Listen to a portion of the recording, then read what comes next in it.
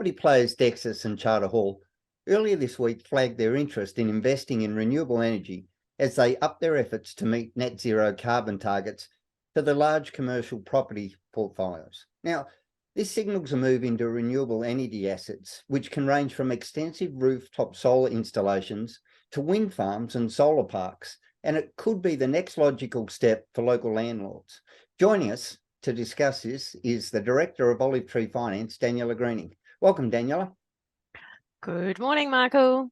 Now, is this move into renewable energy assets, as we've mentioned, could range from just rooftop solar all the way through to wind farms, the next step? Absolutely. And I can attest to saying that I am absolutely on the bandwagon. I will put it out there. We've just installed rooftop solar, and it's the best thing we've done. But having said that, well, the latest statistics show that about 3.2 million Australian households have solar energy. So it's about a third of Australian households. So that ownership rates have gone up significantly in the last 2 years.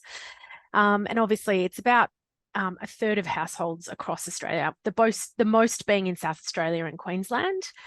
With regards to investment properties and landlords, as you were asking about, solar's probably a little bit behind in those areas. It's much harder to sell for them because obviously the landlord has to put the funds out to install the solar, and the benefits aren't necessarily directly related to them. It's the renter that will receive the benefits.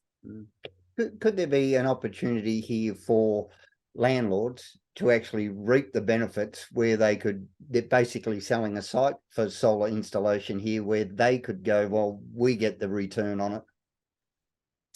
Well, there's the affiliated sort of tax and depreciation purpose benefits that landlords will get.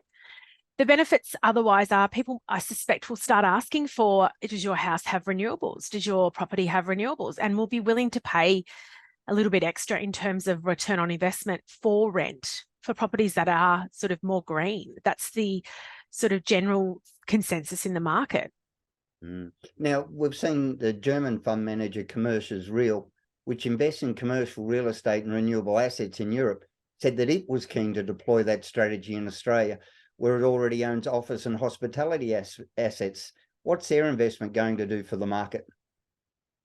Well, it's just going to make it more sort of common knowledge or common sort of practice for when big commercial players in the market, like these guys, are just sort of making it as par and par of their building and the common fit out. So you fit out a building with desks and walls and heating and cooling, and solar's just going to be another part of the sort of rundown. And as you and I both know, in Australia, solar particularly, such a beneficial purpose. I mean, we're the hottest country in the world. We've got the most sun hours per day in the world. So it can only be net benefit. They're also going to see the rewards from the perspective of just lower costs in terms of the building running.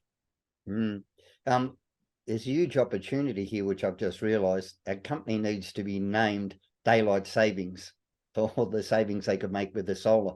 What do you think? It's a great name.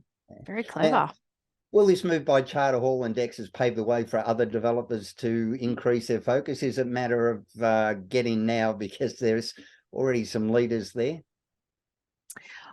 I think that there are already companies in Australia doing that. You go down to the waterfront here in Melbourne in particular, and you've got lots of developers building residential buildings, and there's just solar on top of all the buildings. And I think that's residential, obviously, but I think commercial is definitely going to lead the market in those sort of things.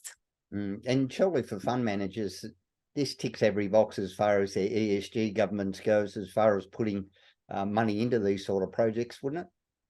Absolutely. There's obviously such a push away from fossil fuels at the moment in investments, and solar is absolutely the way to go. I mean, wind farms, solar, it's just huge at the moment in Australia.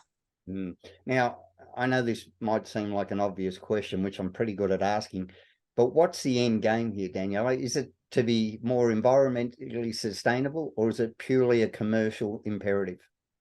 It's sort of bit of both. So seen to be doing the right thing from an environmental perspective obviously gives the business credence, gives them sort of those green ticks from an investment perspective from the broader market. And from a pure cost perspective, obviously, there's just a net benefit from the bottom line.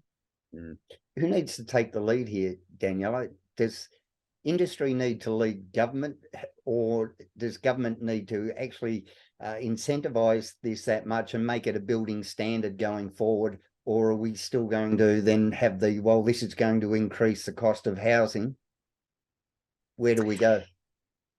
Well, I think unfortunately it's the former and not the latter. The business market and the business economy have taken the government kicking and screaming into environmental change. It's been seen over the last sort of 5 to 10 years that governments are really dragging their feet on this. Businesses want security. They want definitive planning and definitive legislation around what they need to do.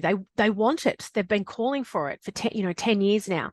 So the government are really behind the 8 ball at the moment. And I think that the quicker we move them, unfortunately, kicking and screaming, as we've seen, into this area and legislating and moving forward with the rest of the market, the better it'll be, because there'll be a strategic planning, there'll be legislation, there'll be parameters by which these businesses can work in, and we all know what we're going to end up with. And it's a terrible dichotomy. The people that can least afford the power bills are also the ones that will struggle to take advantage of these initiatives, won't they? Absolutely. That's why we need to make it effective for landlords, particularly, to see the net benefit of that, not just from their perspective and the depreciation and tax perspective, but for the benefit of the renters and those that are at, as you said, least can afford to pay the bills.